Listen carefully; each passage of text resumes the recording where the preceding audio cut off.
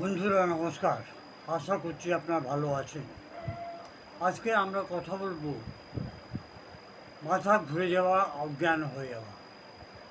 এর জন্য কী করা যায়? এটাতে জেনারেলি লোকে ইমিডিয়েটলি হাসপাতাল পালায়। অনেক সময় যার কাছে ক্ষমতা থাকে না, সে বাড়িতেই চুপচাপ শুয়ে থাকে, মাথায় জল দেয়, পাট্টি দেয়, এগুলো দিতে থাকে। কিন্তু হোমিওপ্যাথিতেও ভালো ভালো ওষুধ আছে যেটা এই সমস্যাটাকে অনেক তাড়াতাড়ি আরাম করে দিতে পারে। এর মুখ্য কারণ হচ্ছে মস্তিষ্কে রক্ত কম পৌঁছানো। অনেক রোগীরা কিছু মিনিটের মধ্যে ঠিক হয়ে যায়। এছাড়া বেহুশির মুখ্য কারণ হচ্ছে, অজ্ঞান হওয়ার মুখ্য কারণ হচ্ছে কমজোরি আর লো ব্লাড প্রেশার। শরীরে কমজোরি, হঠাৎ যদি দাঁড়ায় তাহলে মাথা ঘুরে যায়, লম্বা সময় অবধি দাঁড়িয়ে থাকলে মাথা ঘুরে যায়, জলে অভাব, শরীরে জলে অভাব হলে মাথা কিন্তু ঘোরায়, ডিহাইড্রেশন যেটাকে আমরা ইংরেজিতে বলি। মানসিক কারণ হচ্ছে ভয়, কোনো আঘাত লাগা, টেনশন, কোনো খারাপ খবর শোনা, রক্ত বওয়া দেখে মাথা ঘুরে যায়, হৃদয় সম্বন্ধী রোগ, অনিয়মিত হৃদয় ধড়কন, হার্ট ডিজিজ, কমজোর রক্ত সঞ্চার, এটা লো ব্লাড সুগার, লম্বা সময় অবধি না খেয়ে থাকলে, এবং ডায়াবেটিসের ওষুধের ট্যাবলেটের কিংবা ইঞ্জেকশনে খারাপ এফেক্ট। গরম, খুব বেশি গরম হলে, যেরকম এখন যে সিজনটা চলছে, ভিড়ভাড় খুব, যেখানে লোকজন আছে সেই জায়গাতে হাঁটলে, যেখানে বাতাস পাওয়া যায় না ওই অবস্থাতে। এর নেক্সট কারণ হচ্ছে গর্ভাবস্থা এবং অ্যানিমিয়া। গর্ভাবস্থায় মহিলাদের কমজোরিতে মাথা কিন্তু ঘোরাবার চান্স থাকে, রক্তের অভাবের চান্স থাকে, চোট কিংবা তেজ ব্যথা, হঠাৎ ব্যথা,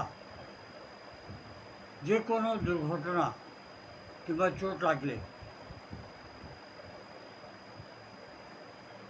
অজ্ঞান হওয়ার আগে যে লক্ষণগুলো আসে, সেই লক্ষণগুলো হচ্ছে চক্কর আসা, কমজোরি, চোখের সামনে অন্ধকার হওয়া, ঘাম খুব বেশি আসে।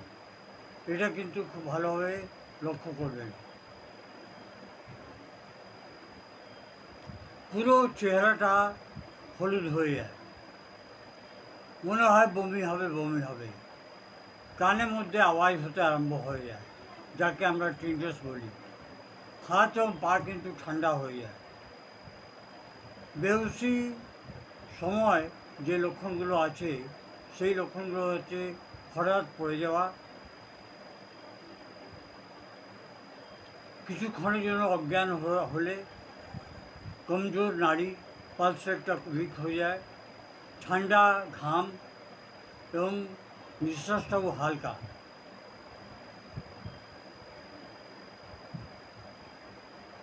কিছু রেড লাইন সিমটম, এটা কিন্তু আপনারা মনে রাখবেন।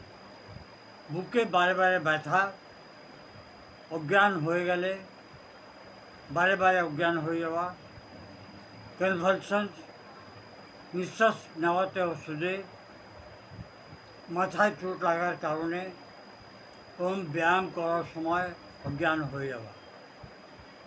হোমিওপ্যাথিক ওষুধ সবচেয়ে আগে কিন্তু একোনাইট ন্যাপ আছে 1 নম্বরে। ভয় হলে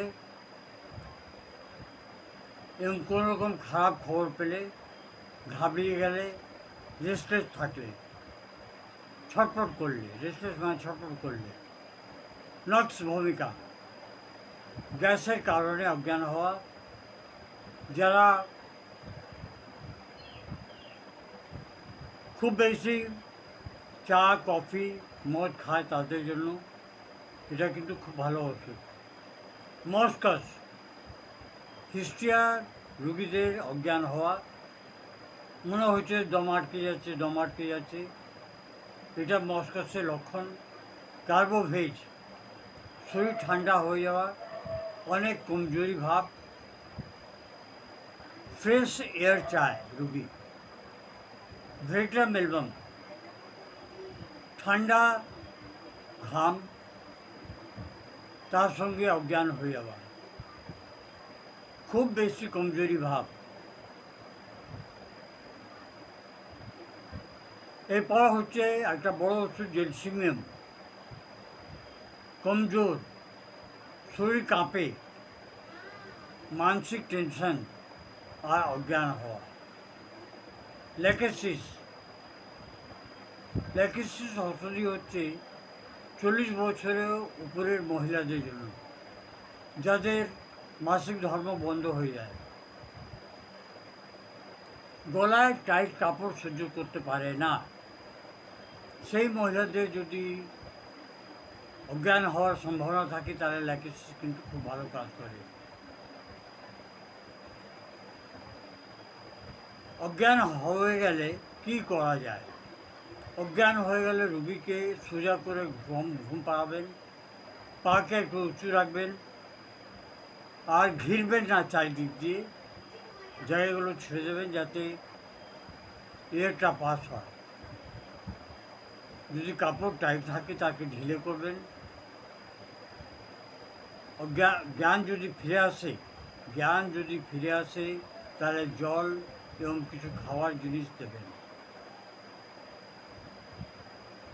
বন্ধুরা, আশা করছি এই ভিডিওটা আপনারা পছন্দ করবেন এবং লাইক, শেয়ার আর সাবস্ক্রাইব করার চেষ্টা করবেন। আজকের জন্য এইটুকুই। আপনারা আমার সঙ্গে থাকুন, আমি এই ধরনের কিছু ইমার্জেন্সি ভিডিও নিয়ে এসে থাকি। ধন্যবাদ। Long live homeopathy, long live Hahnemann.